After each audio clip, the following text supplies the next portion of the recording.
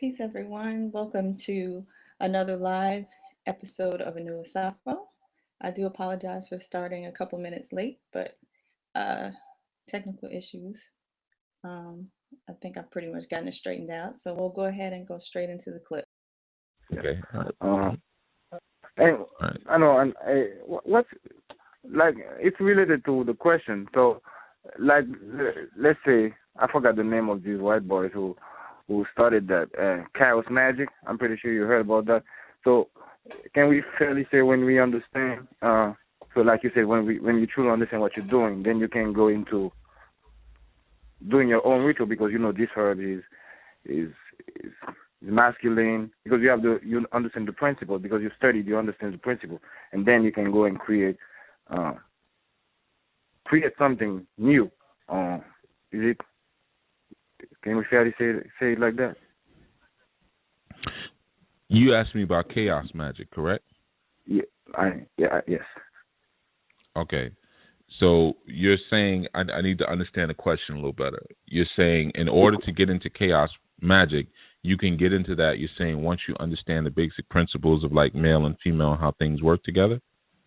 Yes, because you've done the study, and then only then can you go into, because it seems like this they started this and then they don't respect protocols, and then they just start to do wild things and sigils. And I know probably some of it work, but I think the question is you have to be a very good student and understand what you're doing before you can really go into that. That's what I'm trying to ask. No, not necessarily. Just because you go into a form of magic doesn't mean you're really in that form of magic. There's a lot of people who initiate into the Akan or the Orisha system and they're not really in it. You know, so chaos magic is not just dealing with moving beyond rules and paradigms, because that's how a lot of people perceive it. Like when you're getting into chaos magic, now you're just going straight. It's like all hands on, and you may be doing things now that are all hands on. For anyone who's out there, which I know there's a bunch of you listening, who you do forms of spirituality that you haven't found in a book or someone didn't teach you, then technically that could be classified as chaos magic. You know, but now obviously there's different levels of chaos magic. You know, chaos magic is, you know, really it's feminine magic. You know, it's that magic that moves the masculine principle of linear and logic thought out of it, and it goes right on to hands-on experimentation. You know, so we all do that at different levels all the time. You know, you don't necessarily, you know, don't worry about the names of stuff all the time. Because people always want to classify and quantify things and put them in a certain box so that they can be, again, like I was saying earlier, so that they can be produced, you know. But sometimes you're already doing that stuff. So, yes, as far as chaos magic, man, now I would say this, you're not ready for that. You're far from that. And and I can tell you now because of the type of questions that you ask, that don't even worry about chaos magic just yet, because it will get out of hand. It will get out of hand very quickly for you. You need to keep working on just your biggest demon is your lack of confidence. Every question that you call in about is always related to the same thing, a lack of confidence. So if you deal with that first, then you'll really be able to see how much magic you already have inside of you. You already have a lot more. That's what you don't need. Okay, let me get into this system. Let me get into that system. You don't need to get into a bunch of systems. You already have a lot that's in you already. Just by the profundity, by the vividness of your own dreams that you have, that you call about. We already know that there's a lot of magic inside of you. But you lack the confidence to really grab hold and move forward with what it is that's being presented to you. So don't even worry about chaos magic or white magic, black magic, yellow magic, red magic. Because I'm telling you, there's all different kinds of magics. There's a lot of different classifications of magic. Intentional magic. I mean, I could just go on. There's color magic. There's candle magic. Water magic. You know, and the thing is, you're probably doing half of those already without even realizing it. That's what chaos magic is. You see how you started experimenting and doing something, and then you realize, oh, this is a real thing. That's chaos magic. See what I'm saying? You're already doing some of this stuff. Don't worry about the classifications and the names, and people are always trying to do that. You get your confidence to the point. The best thing that you could say to yourself whenever you do anything is say, "My magic is real. My magic is powerful." When I was a teenager and I used to do work, I used to say that all the time. Like even when I was just walking down the street to reaffirm that to myself. But I would say that's when I was dealing more with voodoo back then. But so I would always say, "I am a powerful Ugan. My magic is powerful. My wangas work. I'm a powerful Ugan. My magic is powerful. My wangas work." And I would just keep reciting that phrase all the time, you know. And then eventually, like I can't remember the last time I've said it. You know, I give it to my children to say, you know. But eventually, that became the only reality for me. Yeah, my magic works. Yeah, I'm powerful. That's it. Now that we've gotten over that, now let's get to the work. Okay. You see. So that's your biggest thing that's on your back, man. It's a lack of confidence. But don't worry about the names of these different stuffs and everything, or who you think started what, because women started chaos magic. You know, women waiting around who didn't know anything, who didn't have the education that the men had. They just said, well, heck, we don't have to go to school to figure out how to do this. And they just did it. Because that's what women do. Women just, they do stuff. And they have, because they carry the soul's imprint, when they do things, they pull from other past lives, you see, which is a chaotic experience. All right, so there you have it. That was the clip from This Strong. Again, I'm Kim, your host, and welcome to a new Asafo again.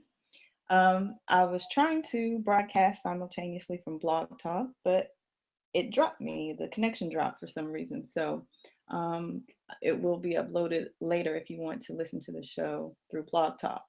But thank you for taking time out to join me this strong. And today's topic, I kind of wanted to talk a little about what the caller was speaking about on chaos magic and really kind of go into what chaos magic is and confidence. So the clip that you heard was from actually Chief Speaks, the last Chief Speaks show that was this past Sunday. So if you want to listen to that entire show, you can go there and check that out. But before we get into the discussion, of course, I'm going to go over some announcements. First, I do want to say thank you for all of those that registered and that were present yesterday. What's today? Monday, excuse me, for the oils webinar. I think it was a really, really informative and really good webinar. There's a lot of information there.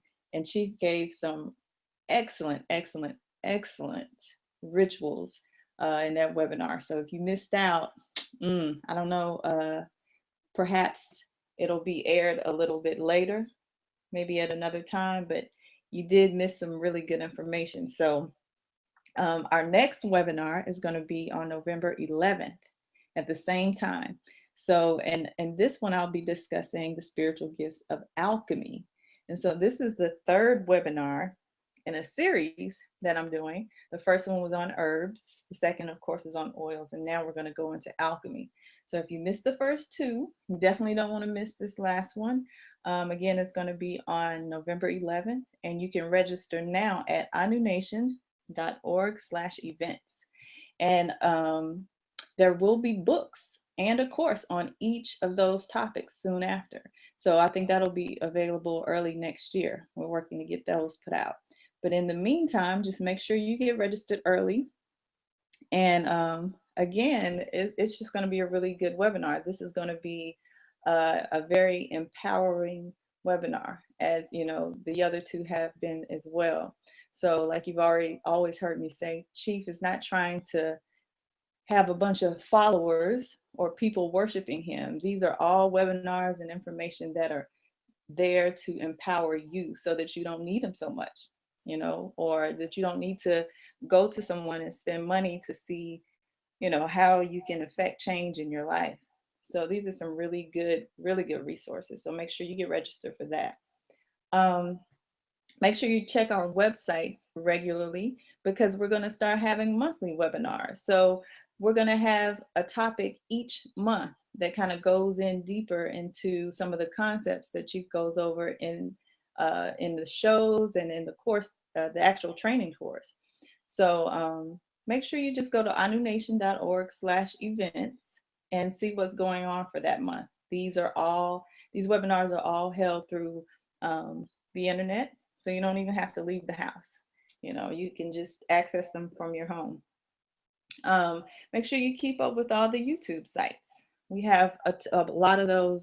There's Orisha Yoruba, Anu Nation, Enlightenment and Transformation TV, Sadulu House, H. Yuya Asana Anu. All you have to do is really kind of type in his name, or you can just go to Enlightenment and Transformation TV. And the reason for this is being that all the shows are going to start being broadcast from YouTube starting November 1st. The only one that will remain on Blog Talk is Chief Speaks, and that's for the high frequency listeners. But you can still catch it on Sundays, Chief Speaks on Blog Talk. But everything else will be broadcasting live from YouTube, including Chief Speaks. So that'll be a simultaneous broadcast. Some of our websites are anunation.org, saduluhouse.com, Osiris Life, and Alpha Omega Store. Now, if you just came from the webinar and you're wondering where you can get those supplies that we spoke of during the webinar, or if you just need some spiritual or ritual supplies, you can go to our online botanica. It's alphaomegastore.com, and you'll find what you need there. If you need more help, I guess you could say, you can go to osirislife.com. If you need to be in touch with Chief, or you need more readings than usual, you need to go to Osiris Life to register for those services. SaduluHouse.com is where you can sign up for the priesthood training. So if you're interested in actually, really trying to understand some of these concepts and do this on your own, I would definitely suggest that you sign up for the class. And then the other courses that we're going to offer are also going to be on that website. So Anu Nation is like the hub website where you can figure out everything that's going on, but also go to Sadulu House. That's the school component. Okay, so I'm going to take a quick break for some more announcements, and then I'll be right back with this Strong's information in this clip. Are you ready to take action and rise to the next stage of your evolution? Then monthly life coaching services at osirislife.com are just for you. Osiris Life does not just focus on spiritual development. We offer a holistic approach to helping you realize your goals and teach you the tools to overcome any barriers to your success. Services at Osiris Life are provided on a monthly basis and include, but are not limited to, spiritual consultations and one-on-one coaching, instructionals via podcasts and videos, life mapping and goal tracking, anonymity, spiritual work done on your behalf, and there are 3 package levels to choose from. Take the steps to get your life on track and flourishing by purchasing a subscription package today at osirislife.com. We invite you to share in the power of goodwill by becoming an Anu Nation sponsorship partner. Anu Nation is a community design organization whose programs and services often depend on sponsors and philanthropic support from foundations, businesses, and generous individuals like you. Our sponsorship program provides involvement by our affiliates in the 5 major markets, plus the impact of an international media campaign. By partnering with us, you join a powerful movement that supports thousands of people who find healing and personal growth and development with our help. For more information and to purchase a sponsorship package today, please visit us at anunation.org/anu/sponsor-us. Okay, and we're back. Again, make sure you register for the webinar coming up on the 11th of next month. Okay, so when you go to anunation.org, just anunation.org/events, you can RSVP there, and also you can check out our monthly webinars. So again, every month there'll be a new topic that'll help you go a little bit deeper into some of the concepts that you've heard Chief speak on. Okay. And again, I'm really grateful for these online webinars because, sometimes travel is expensive and we can't get away when we need to. So being able to just, to tap into these courses and things from the house, from your own couch or from your desk is really, really convenient. So there are some advantages to, technology nowadays. So I'm really thankful for that. But the clip you heard at the beginning of the show was from last Sunday's Chief Speaks show. And that one is on our YouTube page, Enlightenment and Transformation TV.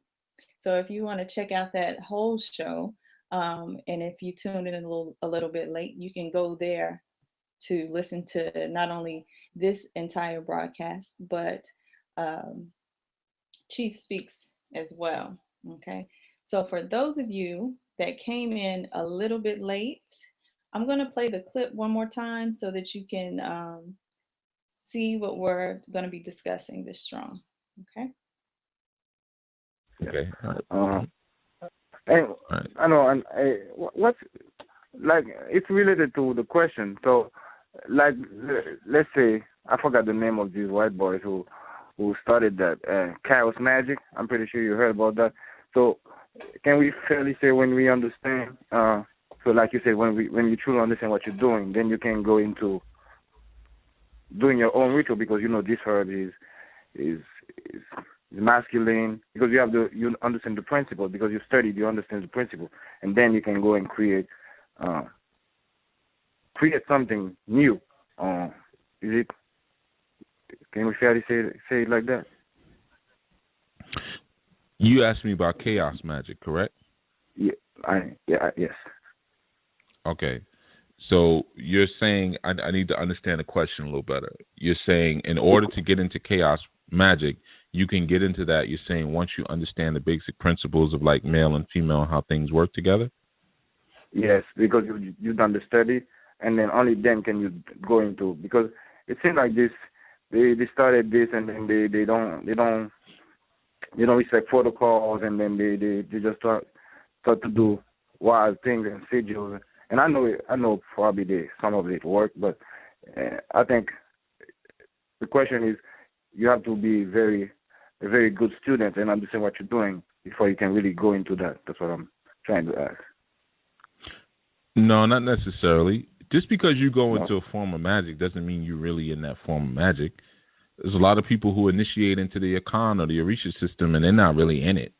So chaos magic is not just dealing with moving beyond rules and paradigms, because that's how a lot of people perceive it. Like when you're getting into chaos magic, now you're just going straight. It's like all hands on, and you may be doing things now that are all hands on. For anyone who's out there, which I know there's a bunch of you listening, who you do forms of spirituality that you haven't found in a book or someone didn't teach you, then technically that could be classified as chaos magic. But now obviously there's different levels of chaos magic. Chaos magic is, really it's feminine magic. It's that magic that moves the masculine principle of linear and logic thought out of it, and it goes right on to hands-on experimentation. So we all do that at different levels all the time. You don't necessarily, don't worry about the names of stuff all the time, because people always want to classify and quantify things and put them in a certain box so that they can be, again, like I was saying earlier, so that they can be produced, but sometimes you're already doing that stuff. So yes, as far as chaos magic, man, now I would say this, you're not ready for that. You're far from that. Okay. And I can tell you now, because of the type of questions that you ask, that don't even worry about chaos magic just yet, because it will get out of hand. It will get out of hand very quickly for you. You need to keep working on just your biggest demon is your lack of confidence. Every question that you call in about is always related to the same thing, a lack of confidence. So if you deal with that first, then you'll really be able to see how much magic you already have inside of you. You already have a lot more. That's what you don't need. Okay, let me get into this system. Let me get into that system. You don't need to get into a bunch of systems. You already have a lot that's in you already, just by the profundity, by the vividness of your own dreams that you have, that you call about. We already know that there's a lot of magic inside of you, but you lack the confidence to really grab hold and move forward with what it is that's being presented to you. So don't even worry about chaos magic or white magic, black magic, yellow magic, red magic, because I'm telling you, there's all different kinds of magics. There's a lot of different classifications of magic. Intentional magic. I mean, I could just go on. There's color magic. There's candle magic. Water magic. You know, and the thing is, you're probably doing half of those already without even realizing it. That's what chaos magic is. You see how you just you started experimenting and doing something, and then you realize, oh, this is a real thing. That's chaos magic. See what I'm saying? You're already doing some of this stuff. Don't worry about the classifications and the names, and people are always trying to do that. You get your confidence to the point. The best thing that you could say to yourself whenever you do anything is say, my magic is real, my magic is powerful. I used to, when I was a teenager and I used to do work, I used to say that all the time. Like, even when I was just walking down the street, to reaffirm that to myself.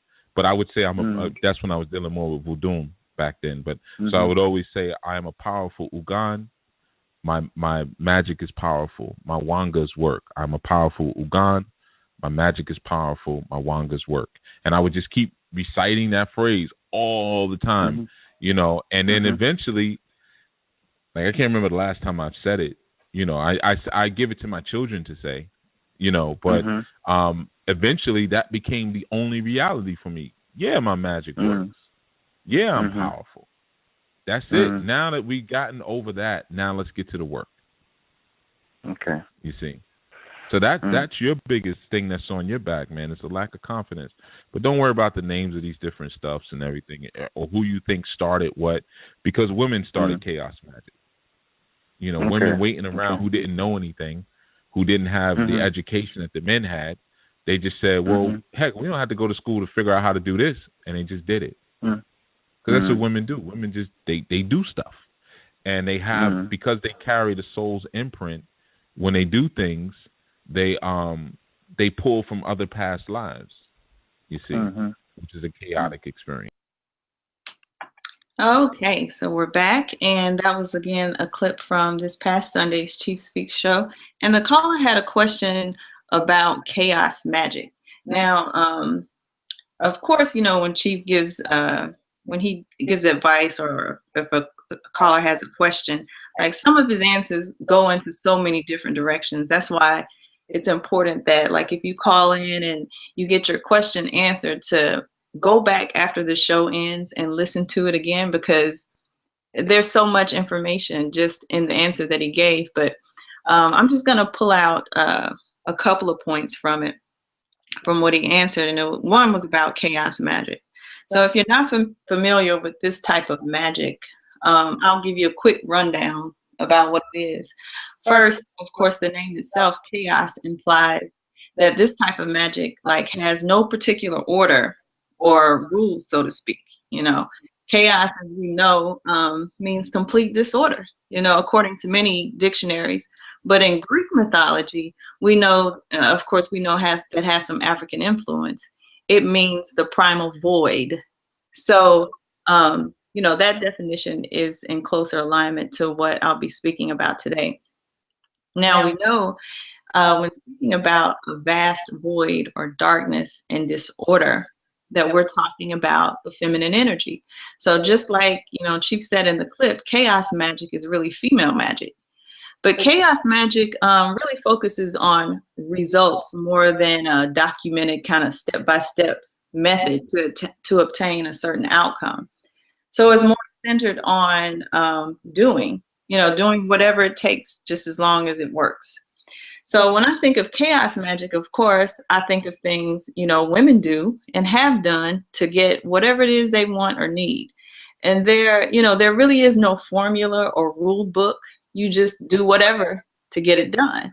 Kind of like, you know, a by any means necessary kind of vibe. But for instance, like if a woman's ever been in a situation where she didn't have, a ton of money or a lot of food in the house and had to feed her family, she would find that there may be only, just a few items in the pantry, but with love and a little magic, she made that one can of, a couple of cans of whatever it was in the pantry or whatever into like a meal that could feed everybody. So to me, that's kind of what chaos magic is. And it's not just limited to women, men do it too. You can give a man a roll of duct tape and a screwdriver or something, and he can repair anything in the house. But chaos magic is really just you doing your own thing. It comes from like blending other forms of magic and just doing what's effective. Now, people like Aleister Crowley and Israel Regardie are some of the European occultists and like the OTO or whatever are some of the influences of what we know today as chaos magic. But Peter Carroll and Ray Sherwin were the ones who are credited with the discovery of this brand of magic. And, they were British occultists who had their own order, which was called Illuminates of Thanateros. The name Thanateros is like a blend of Thanatos and Eros, who were Greek gods of death and sex. So I'm not going to go too far into that. If you're interested in the history of that society, you can do that research.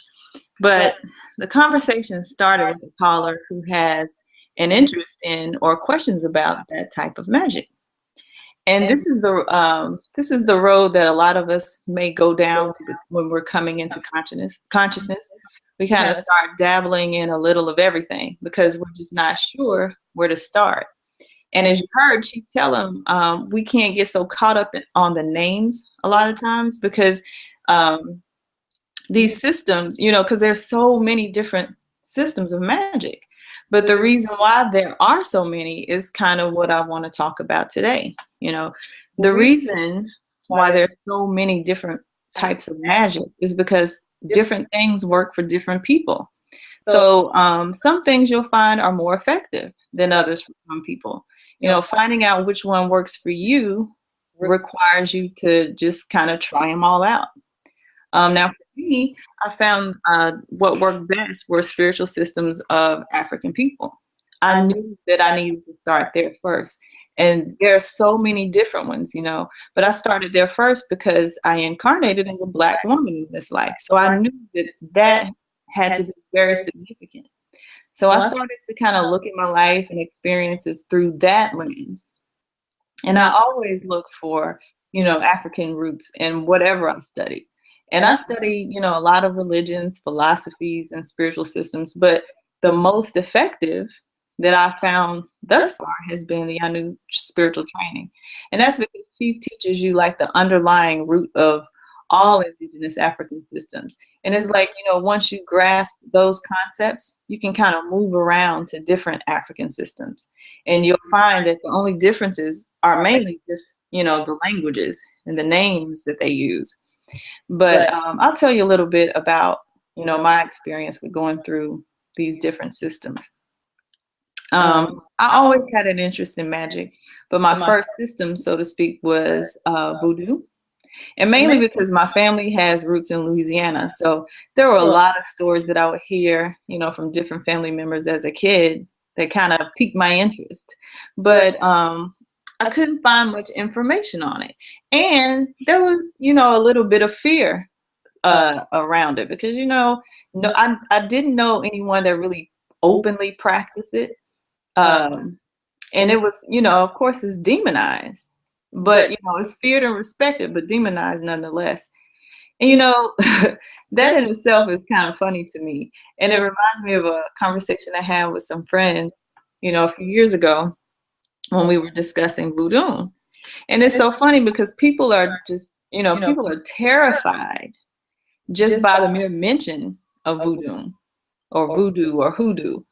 If you say like, I'm a Christian or I'm Jewish, no one really cares. They pretty much see you as just being harmless. Like, but I remember one of the people in the discussion saying that, if you're a Christian, nobody gets scared. They don't fear you, because they know you're just pretty much harmless. But he was saying that all they're worried about is what time does Walmart open? That's a little harsh, but it was funny at the time. But it's just a pretty harmless, it's just a pretty harmless religion to the masses. But if you run into someone who says they practice voodoo, it's kind of like, you get that look. And I know that this is like a conscious audience, and you probably don't watch much TV, right? But I was watching this show called Black Ink last week, I believe it was. And there was a couple on the show that it was a black couple that went to a Lukumi priest. I think it was a Lukumi priest.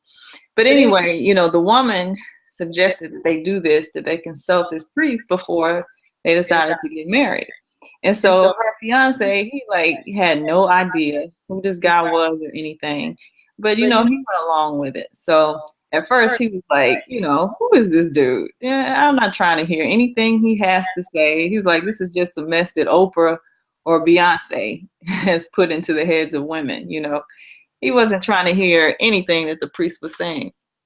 But then when the priest started saying the aduras or the prayers and, broke out the shells and, started sprinkling water and everything, he got spooked like instantly.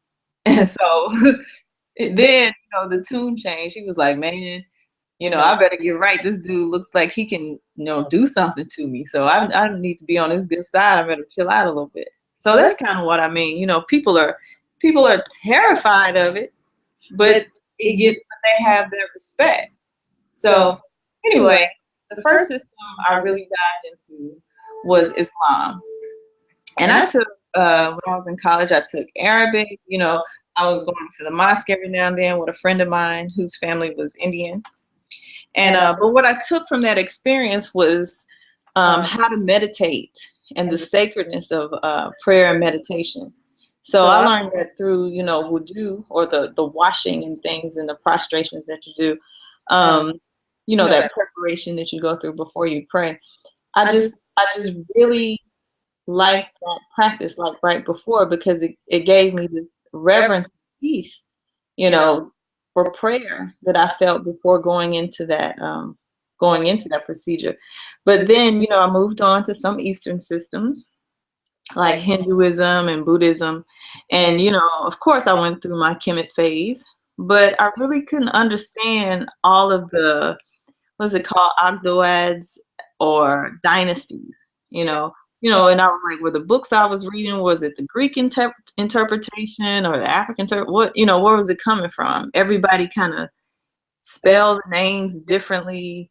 It was, in different books. It was just, confusing to me. And I started to get a little frustrated. So I was just like, I'll come back to it. But I went through several systems, picking up rituals and practices along the way, trying to make some kind of real change in my life. And, some had a little bit of effectiveness and some didn't have any at all, neither of which was enough to make me stop and say, okay, this is it. This is the one. This is the one I'm going to commit to. I have to think that it was, when I think back, I just have to think that possibly it was a cultural thing. These systems were just foreign to my DNA makeup. And I was still looking at myself and judging myself through someone else's culture, in the end. So, I had studied anthropology for a minute. So I was aware of what culture and religion were and the dangers of viewing myself through someone else's, societal norms.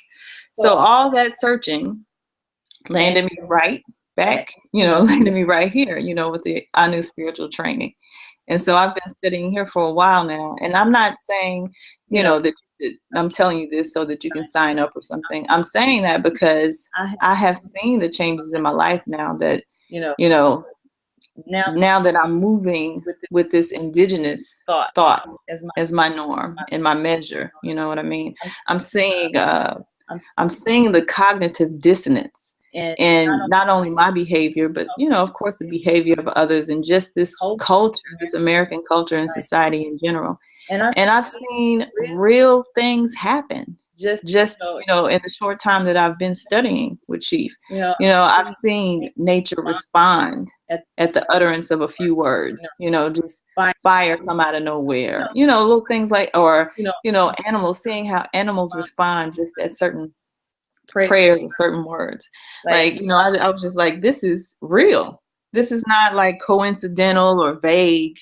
You actually see it. You can experience it. And up until now, I know some people I've worked with, and not really having those experiences like that. Can be. I'll tell you why I say that. I'll give you an example. I know some people who've done like money or wealth rituals, and even myself before coming into this training, who credited like getting a check earlier than expected was like a result of a ritual that they did or something. And I was like, no, this is money already accounted for. It's not like this is extra. I just happen to get it a little bit earlier. I'm like, I need to see some real money come in here. This is nothing extra. Or they may have had a car accident and, got a settlement or some money from it. But my question would have been, or I feel like the more appropriate response would have been, why did I have to have the car accident to get money? So, that's the line of thinking I have. But in the clip, Chief was saying that the caller was probably, doing chaos magic anyway, just by experimenting with whatever he was doing in the first place. And he said that is what chaos magic was, experimenting with different things and then realizing like, oh, this is a real thing. It actually worked. Now, whatever he did probably only made sense to him, and it probably will only work for him, but it worked. And that's what I was saying. Sometimes we get too hung up on the names and the steps, step 1, do this, step 2, do that. And we think that there's like only one way to do something. And that kind of thinking is what we carry over from our religious mind. It's like, there's, like there's only one God and I have to submit to it. Or if I don't pray so many times a day, I won't get my reward or I won't go to heaven. So it's just this idea of thinking that there's only one way to do something and one solution. And really nothing has like only one solution. Just think of the numerous ways you can tie your shoe. Is there really only one way to tie a shoe? And the point of tying the shoe is to just keep the shoe on your foot.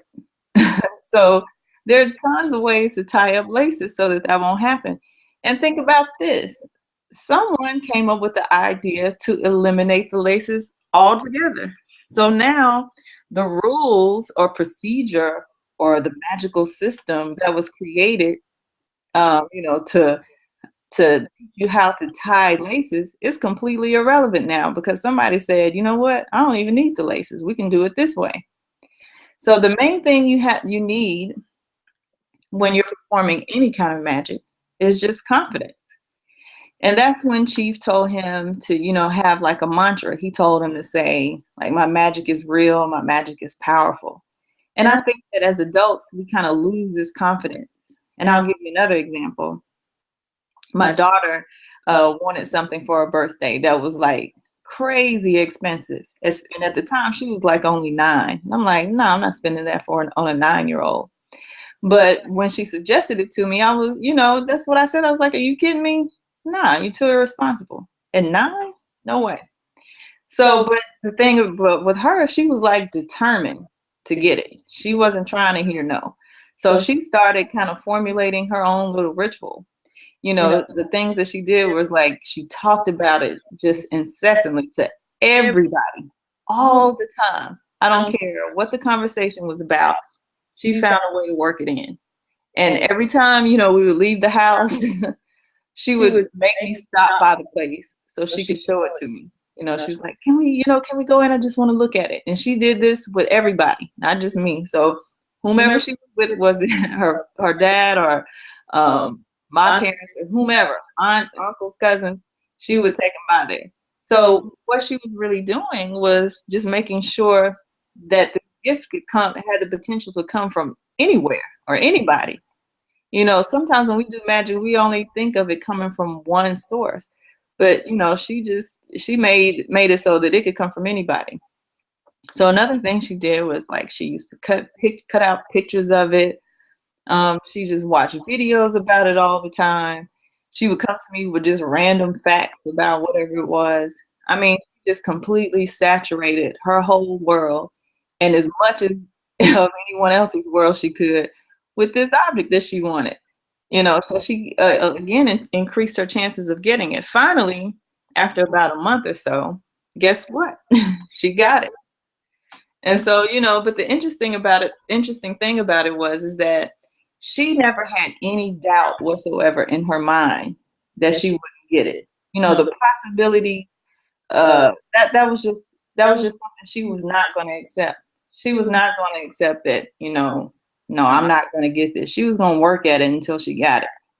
And you know, children, you know, they have that ability. You know, they haven't been hardened by life, you know, like adults just yet. So they're still very creative. And as adults, you know, we don't have that creativity, not so much anymore. And you know, that reminds me of something else. I saw this commercial just yesterday advertising like a coloring book for adults, and it was like $15. And I just thought, wow, you know, $15 for a coloring book for adults. Somebody has figured out that something as simple as coloring is a form of therapy for adults because we've kind of lost all of our creativity and imagination. And the thing about it is that it works. Something as simple as coloring can help you bring that imagination back. And you know, and I find that that's like a huge hurdle for people who try to do rituals, you know, if they lack imagination or creativity. And the reason is because a lot of this stuff has you have to envision a lot of things. So most adults can't hold the image of what they want, you know, or what it is that they desire, you know, they can't hold it very long. I think about maybe 10 seconds or something, as long as they can go without, you know, other thoughts or doubts kind of creeping into what they're doing. So, you know, there's no focus. And this is why meditation is such a good practice. You know, this is something you really should adopt before trying to do rituals, because it teaches you to still the mind a little bit and to just be present in the moment, you know. And that can take years to master. You may not be able to do it immediately. I know some people that give up and get frustrated with meditation just because it doesn't, you know, happen immediately, you know. And so people who don't have the patience to learn to do that will more than likely have a problem with the effectiveness of their rituals. So believe it or not, you know, all these things I've talked about today are related to alchemy. So, you know, what is transmutation and how is it that some people can transform objects or the uses of certain objects for whatever it is that they need? You know, where does that knowledge come from? And what are the actual steps to it? You know, how do I do it? So these are just a few of the things I'll be going over in the next webinar. And like I said, this is a 3-part series. And the herbs and oils webinar was like a build up to this one. So like I said, now you have a basic understanding of herbs and, you know, how to infuse herbs into oils and which oils to use. Now it's time to kind of apply what you've learned and start making some things happen in your life. So I will that you've enjoyed this segment, and don't forget to go back and listen to the entire show. Again, the clip was from this past Sunday's edition of Chief Speaks, and it's on our YouTube channel, Enlightenment and Transformation TV. So again, before I go, I just want to remind you to get registered for the Spiritual Gifts of Alchemy on November 11th. And again, you don't want to miss it. So again, to RSVP, you can go to anunation.org/events. And again, on the Enlightenment and Transformation TV channel on YouTube, you can listen to Chief's segment as well as this one if you kind of came in late. And again, like I said, I do apologize for the technical issues. Be sure to leave comments in the section below the video. and click the subscribe button on the channel so that you don't miss any of the shows that are going to be broadcasting from that channel on November 1st. Okay, so again, thank you for taking out time to join me this strong, and until next time, I'm Kim, your host, and thank you for listening.